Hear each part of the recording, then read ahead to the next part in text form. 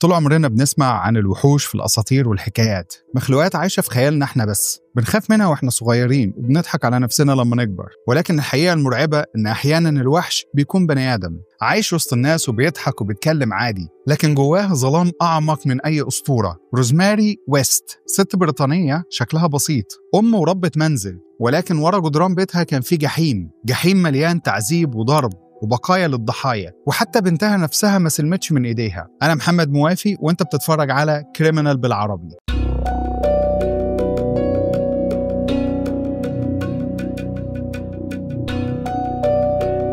في قلب انجلترا وفي شارع يبان ان هو عادي تماما، عاشت روزماري ويست حياة مزدوجة، وجه هادي لزوجة وأم، ولكن الوجه ده بيخفي وراه أسرار لجرائم بشعة لا يمكن تتخيلها. بين جدران بيتها غرف النوم والبدروم اتحولوا لمسرح تعذيب لا يوصف، وصرخات مكتومة للضحايا بتوعها. رحلة روزماري من طفولة مليانة فوضى واضطرابات لواحدة من أشرس القاتلات في التاريخ البريطاني هتخلينا دايما نسأل نفس السؤال المرعب: هل كانت روزماري شريرة بالفطرة ولا البيئة هي اللي ساعدتها وصنعت الوحش ده؟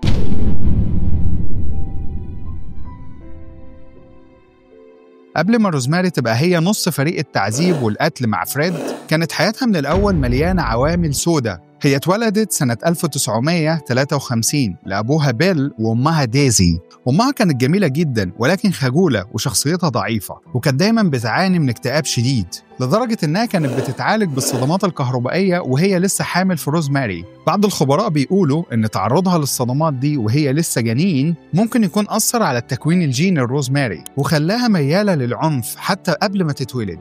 ولكن مش العوامل الطبية فقط هي اللي شكلت شخصيتها، البيت نفسه كان بيغلي من العنف. والدها اللي اسمه بيل اللي كان ضابط في البحرية سابقاً كان شكله أنيق جداً وكان مهووس جداً بالنظافة، وأي خطأ حتى لو بسيط كان بيتقابل بالضرب والتعنيف سواء لمراته أو حتى لبناته. والد روزماري كان بيعاني من مشاكل نفسية، ومن ضمنها إن كان عنده انفصام في الشخصية، وربما كان بيعتدي عليها برضه جنسياً في الطفولة. ولكن روزماري وهي لسه شابة صغيرة كانت بتعمل أفعال غريبة جداً، زي إنها ممكن تتحرش بإخواتها، وكمان وصل الأمر بيها إنها تغتصب أخوها وهو لسه عنده 12 سنة. ومش كده بس، دي كانت بتهاجم الولاد في القرية اللي هي موجودة فيها. حد من الجيران كان بيقول وصرح إن هي كانت فتاة غريبة جداً، ولكن ما كنتش أتوقع إنها كان ممكن تستمر وتوصل للي هي وصلت له ده. أنا فاكر العيلة بتاعتها إن هم كانوا ناس طبيعيين جداً، ولكن إحنا برضو ما نقدرش نعرف إيه اللي كان بيحصل ورا الأبواب المغلقة. روزماري لما كان عندها 15 سنة قابلت فريد في محطة الأتوبيس، ومن هنا وصل الجنس والعنف إلى مستوى مخيف ومرعب تماماً.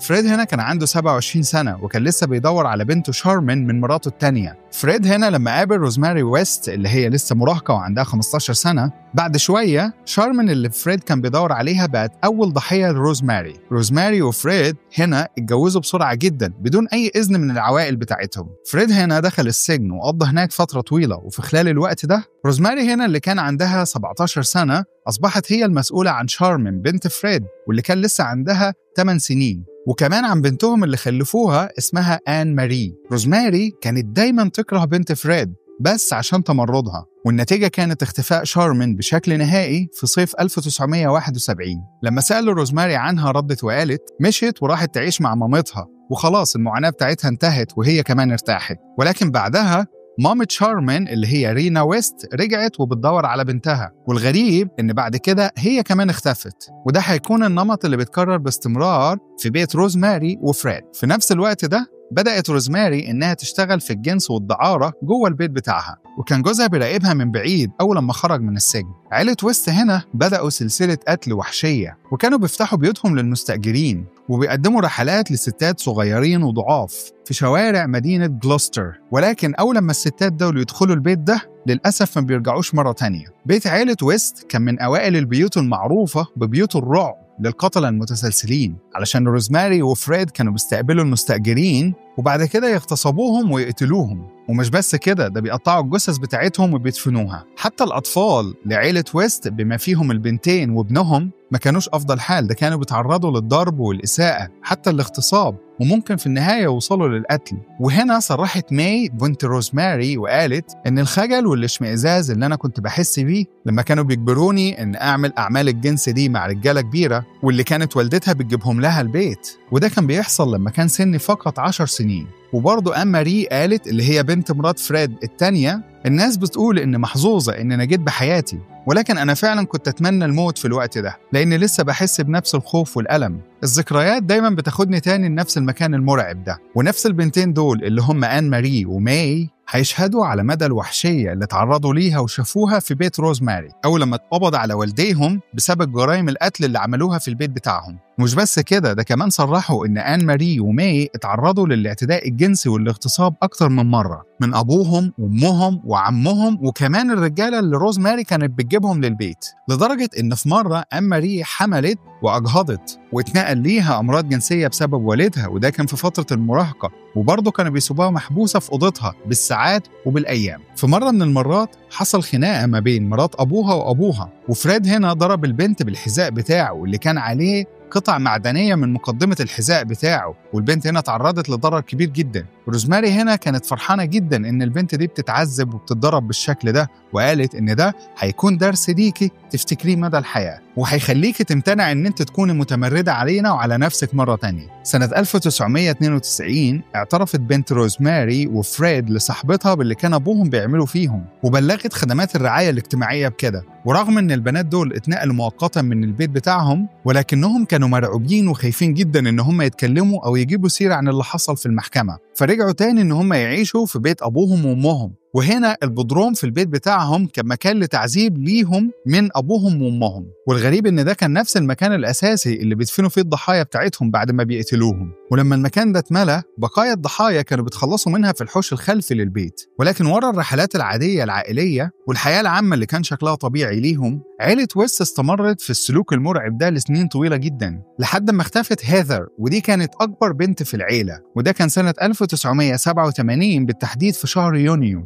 روزماري ويست أكدت للناس اللي عايشين حواليها إن بنتها اللي كان عندها 16 سنة ما اختفتش ولا حاجة، وقالت إنها قررت تمشي بنفسها. هيثر كانت مثلية الجنس وكانت عايزة تعيش حياتها براحتها، وده كان كلام روزماري لجيرانها. روزماري وفريد استمروا يهددوا ويعذبوا في ولادهم، وكانوا دايما بيعرفوهم إن هم هتنتهي حياتهم زي ما انتهت حياة هيثر قريب. العاملة الاجتماعية هنا اللي هي جاية من الخدمات الاجتماعية حققت في الإساءة اللي كان بيتعرض ليها الأطفال دول كمان. ولما العيال عبروا عن خوفهم من القتل، هنا بلغت الشرطة هنا فتشت البدروم والجنينة والفناء الخلفي للبيت وتحت الأرض جوه الحمام. والمفاجأة إن هم وصلوا لبقايا بنتهم هيثر وجثث 8 نساء تانيين وجثة شارمن وأمها رينا. في نفس الوقت ده روزماري وفريد كانوا شغالين كفريق وحشي للقتل والتعذيب على مدار 25 سنة. الضحايا كانوا كلهم مربوطين ومكممين، واحدة من الضحايا كانت متحنطة ومربوطة بشريط لاصق حوالين الجثة بتاعتها كلها. الجثة دي لقوا في مناخيرها زي أنبوبة بتسمح لها إن هي يدخل لها أكسجين عن طريق الفتحة دي. ده اكتشفوا كمان إن هم كانوا بيمدوها بالأكسجين ده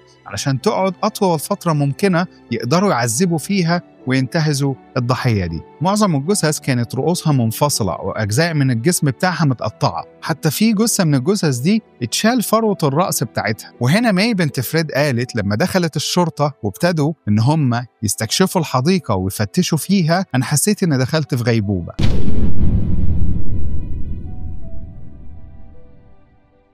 وتم القبض على روزماري وفريد وابتدت المحاكمة بتاعتهم، واللي في البداية فريد اتحمل كل اللوم عن كل جرائم القتل. روزماري هنا كانت بتلعب دور الست الغبية. روزماري قالت لبنتها ماي الراجل الشرير ده هو اللي كان بيجبرني أعمل كده، ودي كانت محاولة منها إن هي تخفف الذنب عن نفسها وتلعب دور الضحية قدام بنتها. ولكن دي كانت محاولة فاشلة لأن بناتها وأولادهم عارفين إن هي نفسها نفس فريد، تماما مشتركة في الذنب زيها زيه. وفعلا اتضح ان روزماري مشتركة في الجرائم دي زيها زي فريد وما تقلش اي حاجة عنه، واتحكم عليها بالسجن المؤبد في سنة 1995. ولكن فريد عرف يهرب من المصير ده وانتحر في السجن وأنهى حياته، وساب رسالة وراه مكتوب عليها فريدي القاتل من جلوستر. ولكن سواء هم كانوا كده أو هم أساساً اتولدوا كده، فريد وروزماري أصبحوا مثال حي على إن الوحوش ممكن يقدروا يكونوا موجودين ما بيننا، ولكن الأهم من كده إن هي لسه عايشة النهاردة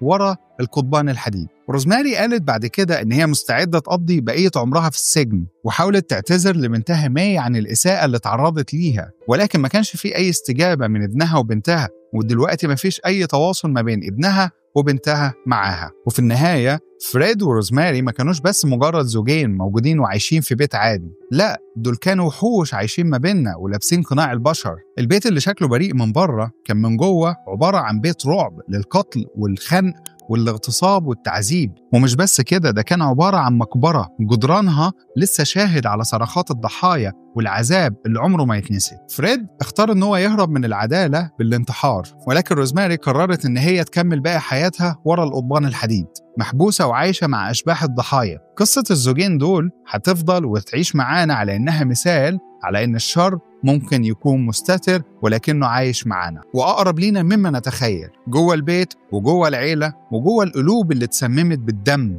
وطمع الفلوس وسوء المنشأ والتربية. انت دلوقتي كنت بتتفرج على كريمنال بالعربي، البرنامج اللي بيجيب لك أبشع القصص عن قضايا مقفولة وقليل جدا اللي اتكلم عنها. لو عجبتك الحلقة دي ما تنساش تعمل لايك وسبسكرايب، وروح شوف الحلقات اللي فاتت واستنانا في الحلقات اللي جاية. شكرا لكم.